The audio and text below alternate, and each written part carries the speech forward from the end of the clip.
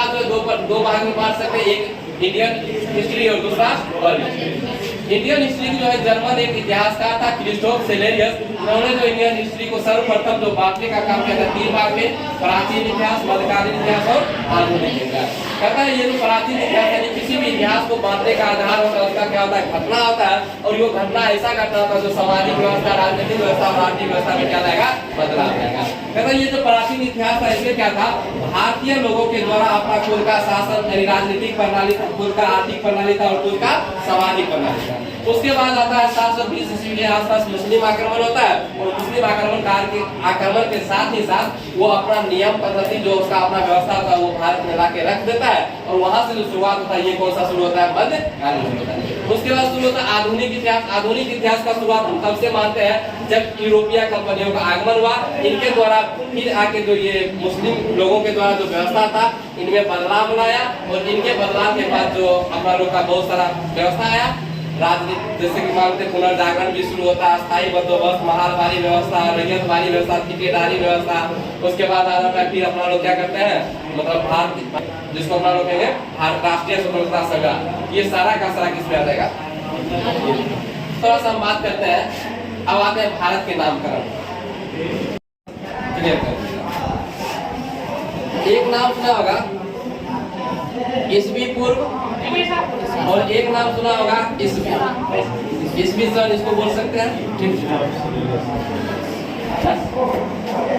इसको थोड़ा सा क्लियर कर लेते हैं, इसमें बहुत ज्यादा कंफ्यूजन होता है, जब तक इसको नहीं समझेंगे क्या समझ में नहीं आएगा। ईसवी पूर्व, इसका अंग्रेजी होता है बीसी, और इसको जो हम लोग कहेंगे ना एडी कहेंगे। ये बीसी और ये बीसी का मतलब होता है बिफोर क्राइस्ट,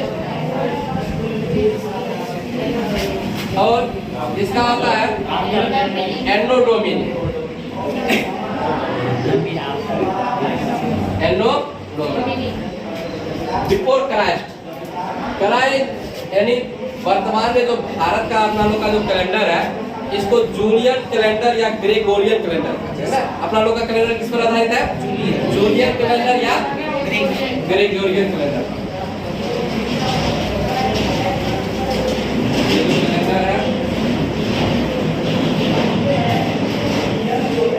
जूलियन या ग्रेगोरियन, ये जो कैलेंडर है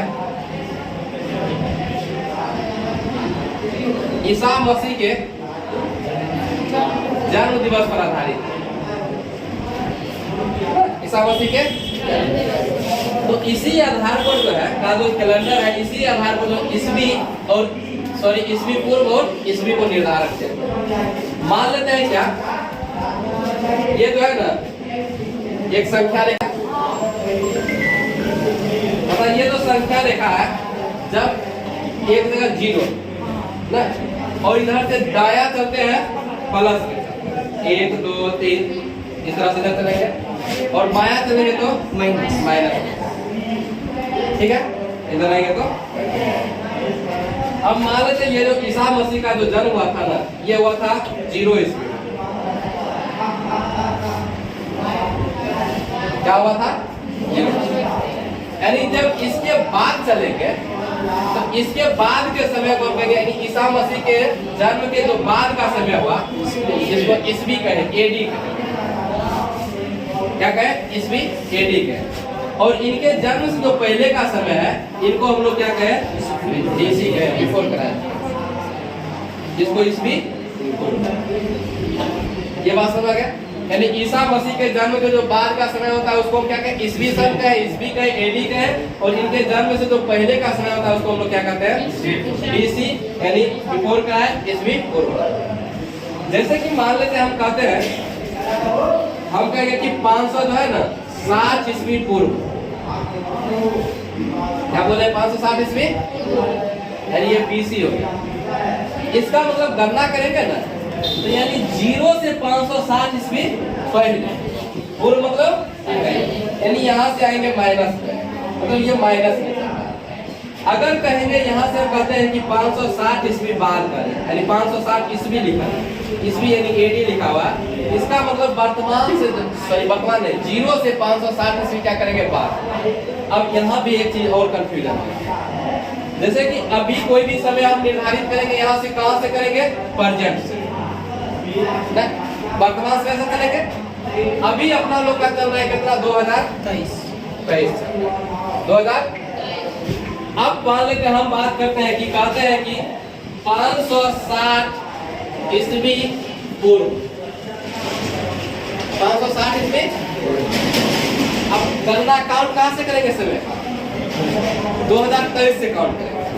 2023 से देखो यहाँ से आएंगे तो मतलब 500 ईस्वी ईस्वी पूर्व जाएंगे, इसका मतलब इधर आएगा माइनस 560 में आएगा, इसका मतलब यहाँ से 2023 साल ही पहले चलवे करेगा।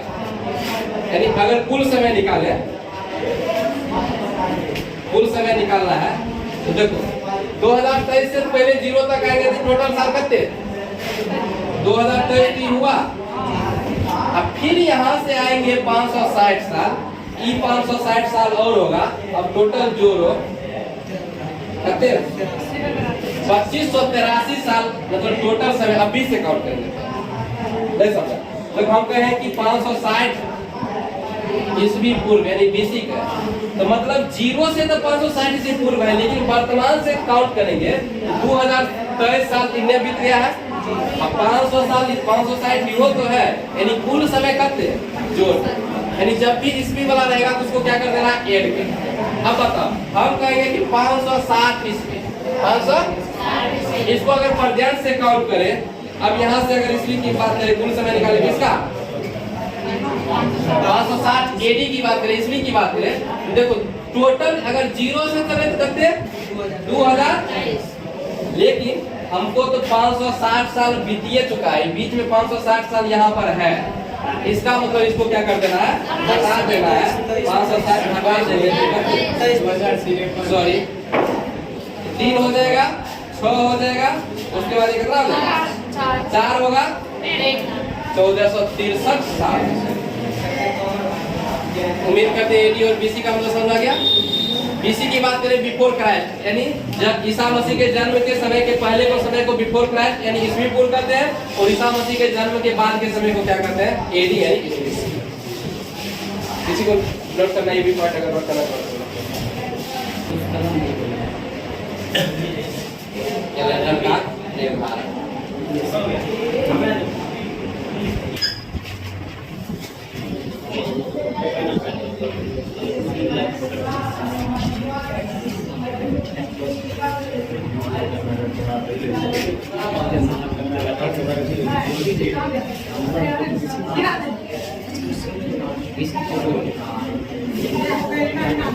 अभी ऐसा कर दिया, ऐसा नक्शा बनाने दो।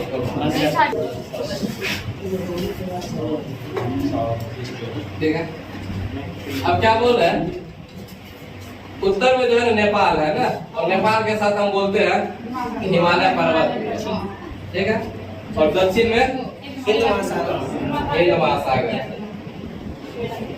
उधर छोड़ दो, हमें पूरा पता। अपना किताब के अनुसार कह रहा है, यानी यहाँ जो भारत, इसको उप महाद्वीप के नाम से संज्ञा दिया गया, ठीक है। इसमें उप महाद्वीप का संज्ञा देने के कारण था कि यहाँ भूटान शामिल था, उसके बाद इधर पाकिस्तान शामिल था, अफगानिस्तान शामिल था, उसके बाद यहाँ से म्यांमार शामिल था। तो इसके शामिल होने के कारण इसको क्या कहा गया था, भारत को उप महाद्वीप की संज्ञा, भारत को क्या संज्ञा दिया गया था, उप महाद्वीप। कहा ये जो उत्तर से, यानी उत्तर में हिमालय से लेकर दक्षिण में हिंद महासागर तक जो ये भारत वर्ष फैला हुआ है, कहा इसको जो है नामकरण किया गया है। तो इसको जो है ना पुराणों में या महाकाव्यों में इसको जो है भारत वर्ष क्या कहा गया, भारत वर्ष, यहाँ से याद रखना। तो भारत को भारत वर्ष कहाँ कहा गया है, पुराणों में या। अब ये भारत वर्ष कहा गया, इसी को भारत खंड भी बोलते हैं। अब कहा यहाँ के जो लोग था, कहा के भारत वर्ष के, तो जो भारत वर्ष के लोग था, यहाँ के लोगों को भारतीय कहा गया या भारत का संतान कहा गया। इसमें कुछ भी दिक्कत नहीं ना। अब यहाँ से क्वेश्चन स्टार्ट हो गया, मतलब इसमें बेसिक चीज था। अब यहाँ से प्रश्न पूछा जाएगा कि कहाँ जो है ना भारत को भारतवर्ष कहा गया। तो महाकाव्यों तथा पुराणों में जो भारत को क्या गया, भारतवर्ष कहा गया, और तथा यहाँ के जो जनता था उसको भारतीय अर्थात क्या कहा गया, भारत की। अब बात आता है कि ये भारत जो भारत पड़ा था, ये भारत कहता है यहाँ जो है ये भारत जो नाम पड़ा है, भारतवर्ष जो नाम पड़ा है, ये जो है एक कहीं कहीं इसका लिखा रहेगा कि एक राजा था भरत, भरत नाम का राजा था जो राज करता था, उसके नाम पर भारत पड़ा है। या कहीं कहीं मिलेगा कि भरत नाम का एक कबीला, क्या था, कबीला समुदाय, जो कभी ये भी एक जगह पहले क्या होता था, समूह होता था, और समूह का एक प्रधान होता था, कबीला का प्रधान, जिसको एक तरह से क्या कर सकते हैं, वहाँ का मंत्री, मुख्यमंत्री कहेंगे। तो ये कबीला के द्वारा जो भरत जो है कबीला का सरदार कर सके हैं, या कहीं भरत राजा था, जो भी हो, लेकिन इस भरत के नाम पर इसका नाम क्या पड़ा है, बताओ, किसी दिक्कत नहीं। तो भारत का नाम भारतवर्ष जो पड़ा है किसके नाम पर, भारत। यहाँ के जनता को क्या कहा गया, भारतीय कहा गया। क्या कहा गया है, भारतीय कहा गया। अब बात करते हैं थोड़ा सा, एक पॉइंट और आता है, एक पॉइंट ये हो गया। दूसरा पॉइंट आता है कि जो प्राचीन भारतीय थे, कौन, प्राचीन भारतीय, कहा प्राचीन भारतीय लोग जो है ना इस भारतवर्ष को जम्बू द्वीप कहते थे, जम्बू द्वीप, यानी इसको जामुन का देश कहते थे। क्या कहते थे, दो पॉइंट क्लियर हो गया। ये क्या पढ़ रहे, भारत का नोमेनक्लेचर नाम है। कहा महाकाव्यों और पुराणों में भारतवर्ष कहा गया है, यहाँ के जो जनता थे, जो लोग था, उसको भारतीय था, भारत का संतान किया गया। ये जो भारतवर्ष नाम पड़ा राजा भरत या कबीला भरत के नाम पर पड़ा। उसके बाद कहा प्राचीन भारतीय जो थे ना इस भारतवर्ष को क्या कहते थे, जम्बू द्वीप, जिसको जामुन का द्वीप कहते थे। इससे पता लगता था कि यहाँ जामुन का वृक्ष क्या था, जामुन का उत्पादन ज्यादा होता था, जामुन का वृक्ष। क्या था क्लियर। अब आगे बात करते, इस साइड आते हैं। पता है इधर एक है ना सिंधु नदी, इधर से आता है, ठीक है। कौन नदी, सिंधु नदी। कौन नदी, तो इधर जितना भी लगभग जो है मुस्लिम कंट्री है, Iran, Afghanistan, Pakistan, Uzbekistan, Turkmenistan, जो भी आता है सब क्या सब इधर है। कह इधर जो आया था ना, जहाँ इधर से एक सिंधु नदी था, तो सबसे पहले एक देश आता है ईरान। कौन, ईरान। कहा ये जो ईरान था ना, इस ईरान वासी जो ईरान के लोग था, इस सिंधु यहाँ के लोगों को सिंधु नदी के नाम से जोड़ता था, यानी सिंधु नदी के नाम पर इसका परिचय देता था। तो ईरान के जो लोग थे ना इस मतलब भारत को यानी सिंधु नदी के नाम पर सिंधु नहीं कहता था, सिंधु बोलने में उसको परेशानी होता था, तो सिंधु नहीं कहता, इसको जो है क्या कहता था, हिंदू। तो ईरान के लोग जो था किस नदी के नाम से जोड़ता था, सिंधु के नाम से जोड़ता था, उसको सिंधु बोलना नहीं आता था, इसलिए उस इसको क्या बोलता था, फिर आता है ईरान के बाद आता है यूनान। और आता है कहता ये हिंदू को क्या बोलता था, हिंदू बोलना नहीं आता था, तो हिंदू को जो है ये इंडिया बोलता था। क्या बोलता था, इंडिया बोलता। ईरान क्या बोलता था, इंडिया बोलता था। फिर आता है ईरान के बाद जो है अरब आता है। कौन आता है, अरब। कहता है ये अरब वासी जो था, कहता है ये जो है इंडिया नहीं बोल के इसको जो है ना हिंद बोलता। क्या बोलता था, ईरान आया, सिंधु नदी के नाम पर जोड़ा था, सिंधु नदी के आधार पर इसको यहाँ के लोगों को इस जगह को क्या बोला था, हिंदू बोला था। फिर यूनान आया था, यूनान ने इसको बिगाड़ कर क्या था, हिंदू बिगाड़ कर क्या बना दिया था, इंडिया बना दिया था। फिर आया अरब, अरब जो है इस हिंदू को बिगाड़ के क्या बना दिया था, यहाँ तक के लिए। फिर आता है अरब के बाद जो है ना मुस्लिम शासक आता है। कौन आता है, मुस्लिम शासक। और ये क्या क्या, ये जो हिंद था इस हिंद को कहने लगा हिंदुस्तान। क्या कहने लगा, ये जो मुस्लिम शासक था ये हिंद को क्या कर दिया, हिंदुस्तान। और अंत में आता है फिर कौन, अंग्रेज, जिसको अपना लोग ब्रिटिश कहेंगे। कहता ये जो ब्रिटिश था, अंग्रेज था, कहा ये जो इंडिया था इस इंडिया के आधार पर कह दिया इंडिया। इंडिया का नाम क्या कह दिया, इंडिया। तो ये अपना लोग का क्या था, भारत का नाम। पद्धति था, डेकालो राजा। क्या बोल रहे हैं?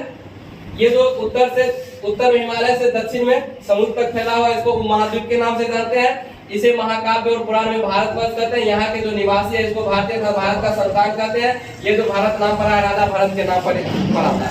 भरत क्यों था? एक राजा था, या यहाँ का एक क्या था? कबीला था। उसके बाद प्राचीन भारतीय लोग जैसे भारतवर्ष को क्या कहते थे? जम्बू द्वीप या जामुन के देश के नाम से इस क्षेत्र को जानते थे। उसके बाद आया था, इधर देखा था सिंधु नदी है। सिंधु नदी के आधार पर सबसे पहले जो ईरान के लोग थे, इन्होंने जब देखा कि अरे सिंधु नदी के बगल का क्षेत्र है, इसको सिंधु नदी से जोड़ने लगा, इसलिए इस क्षेत्र को इन्होंने क्या कहा? हिंदू। अब आया था यूनान क्या क्या इस हिंदू को बिगाड़ कर क्या कर दिया? इंडिया कर दिया। फिर आया अरब ने क्या किया? इस हिंदू में यू हटा दिया, इसको क्या कर दिया? यानी बोलने की पद्धति सबका अलग अलग था, तो इस हिंदू से क्या बना दिया? हिंद का, यानी इसको हिंद कहने लगा। फिर मुस्लिम शासक आया, मुस्लिम शासक ने इस हिंद को क्या बना दिया? हिंदुस्तान बना दिया। और अंत में ब्रिटिश आया, ब्रिटिश ने क्या किया?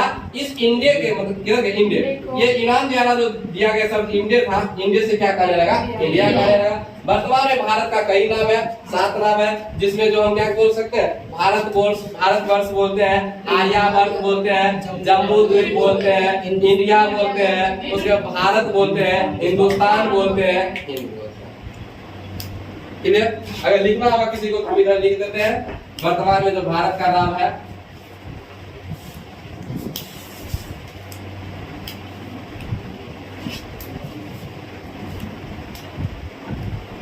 भारतवर्ष या भारत खंड,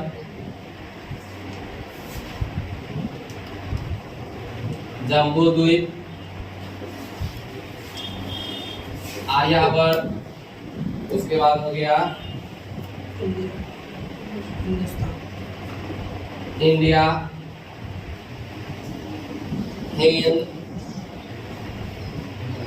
हिंदुस्तान, और क्या हुआ? 1 2 3 4 5 6 है वो भारत। चल इसको नोट करना है, से नोट कर दो।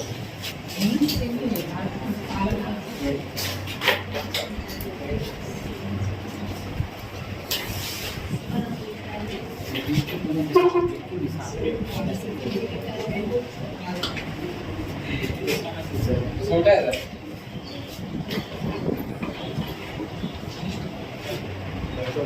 वो लगता है लाना पड़ेगा। ऐसा सही वो बोर्ड है बहुत लंबा है।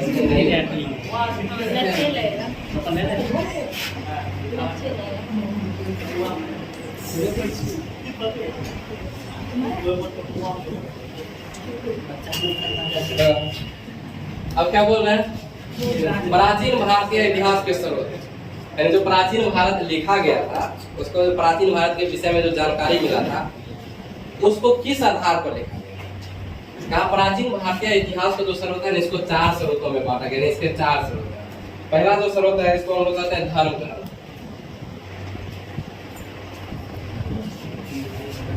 धर्म ग्रंथ। दूसरा जो होता है, इसको हम कहते हैं साहित्यिक ग्रंथ। साहित्यिक ग्रंथ। तीसरा जो था, विदेशियों का विवरण। विदेशियों का विवरण। और नंबर 4 जो था, पुरातत्व संबंधी साक्ष्य। पुरातत्व संबंधी साक्ष्य। ठीक है, यानी इसी 4 चीज के आधार पर जो है प्राचीन भारतीय इतिहास को क्या क्या है लिखा गया। मुख्य रूप से 4 ग्रंथ, इसमें अलग अलग अभी पढ़ेंगे। पहला क्या है? धर्म ग्रंथ। दूसरा साहित्यिक ग्रंथ। तीसरा विदेशियों का विवरण। चौथा इसको याद रखा दो।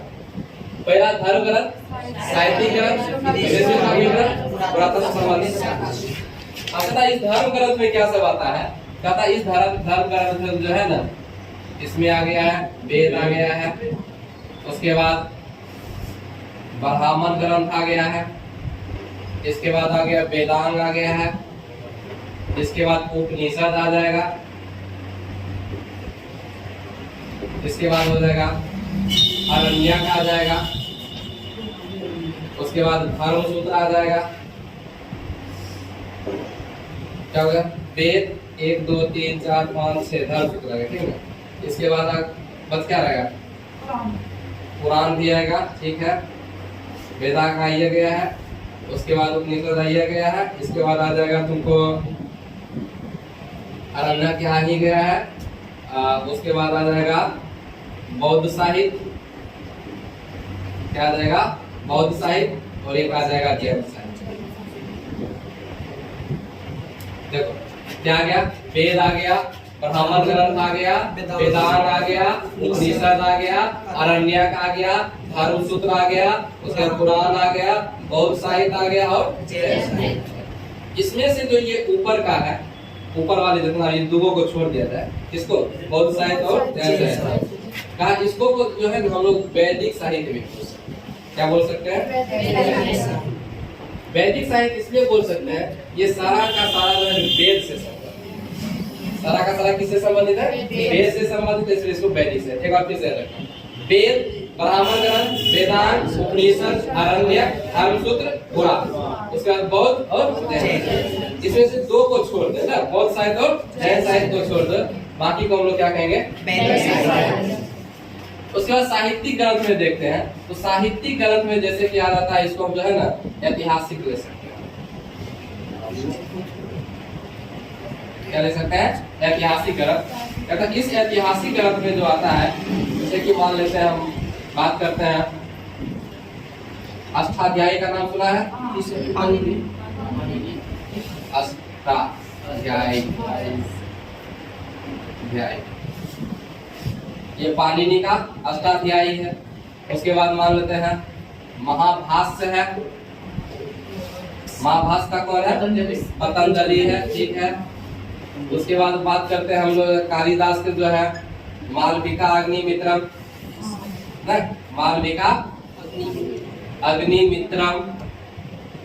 इसके बाद इसी का है रघुवंशम है, क्या है, रघुवंशम है। उसके बाद जो है मालविका अग्निमित्रम, रघुवंशम, अभिज्ञान शकुंतलम है, अभिज्ञान शकुंतलम हो गया, ये हो गया इनका, कालिदास का हो गया। एक और है छूट रहा है, इसको बाद में देख लेंगे। तो उसके बाद इंडिका भी लेंगे, इसमें ये इंडिका इसमें आ जाएगा, विदेशियों को भी ठीक है। उसके बाद मान लेते हैं ये मुद्रा राक्षस है, नाम सुना है ना, मुद्रा राक्षस किसका, इसाक दत्त के द्वारा लिखा गया है, इसाक दत्त के द्वारा लिखा गया। उसके बाद जो है ये राजतरंगिणी का नाम सुना है, इसको किसके द्वारा लिखा गया है, कलहन के द्वारा लिखा गया है। उसके बाद जो है मान लेते हैं महाभाष्य में ये गया ना, मुद्रा राक्षस, राजतरंगिणी,